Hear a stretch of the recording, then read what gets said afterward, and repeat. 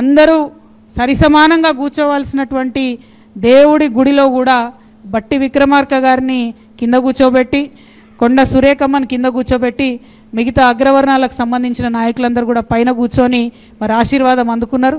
నేను నిజంగా కొద్దిగా బాధతోని ఇక్కడ నుంచి డిమాండ్ చేస్తూ ఉన్న గౌరవ ముఖ్యమంత్రి రేవంత్ రెడ్డి గారిని మీరు క్షమాపణ కోరాలి. ఖచ్చితంగా బట్టి విక్రమార్క గారిని, కొండ సురేఖమ్మ గారిని, వారు రిప్రజెంట్ చేసేటటువంటి ఎస్సీ బీసీ మొత్తం యావత్ సమాజాన్ని కూడా మీరు క్షమాపణ బేషరతుగా క్షమాపణ కోరాలి.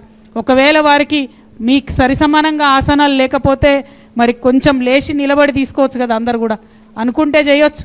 గౌరవం ఇవ్వాలంటే చేయరాదా? లేదు ఎక్కడంటే అక్కడ కూర్చుంటే మరి పక్కన ఉన్నోడిని దూరం ఉన్నోడిని నేను చూసుకోను అంటే ఇవాళ ముఖ్యమంత్రిగా మీది పెద్దన్న పాత్ర ఈ రాష్ట్రానికి, తండ్రి స్థానంలో ఉన్నారు మీరు. కానీ అది మర్చిపోయి ప్రతిపక్ష నాయకుడిలాగా మరి తొందరపాటుతోని మీరు చేస్తున్నటువంటి బిహేవియర్ని, మీరు చేస్తున్నటువంటి వైఖరిని ప్రజలంతా కూడా గమనిస్తూ ఉన్నారు.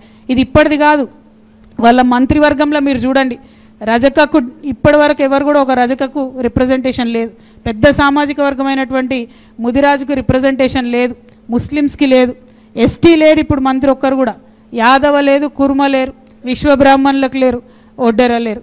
ఇట్లా అనేక అంటే పెద్ద పెద్ద సంఖ్యలో ఉన్నటువంటి ఈ సమూహాలను రిప్రజెంట్ చేయడం కానీ వారికి సంబంధించిన అంశాలు చెప్పేటటువంటి వాళ్ళు కానీ లేరు అంటేనే మీ ప్రభుత్వం యొక్క సామాజిక దృక్కోణం ఏంది, మీరు వ్యవహరిస్తున్న శైలి ఏందన్నది చాలా స్పష్టంగా అర్థమవుతూ ఉన్నది.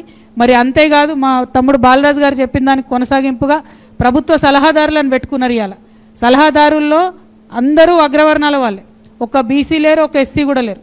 అంటే అసలు బీసీలలో మేధావులు లేరు, ఎస్సీలలో మేధావులు లేరు, ప్రభుత్వానికి సలహాలు ఇచ్చేది.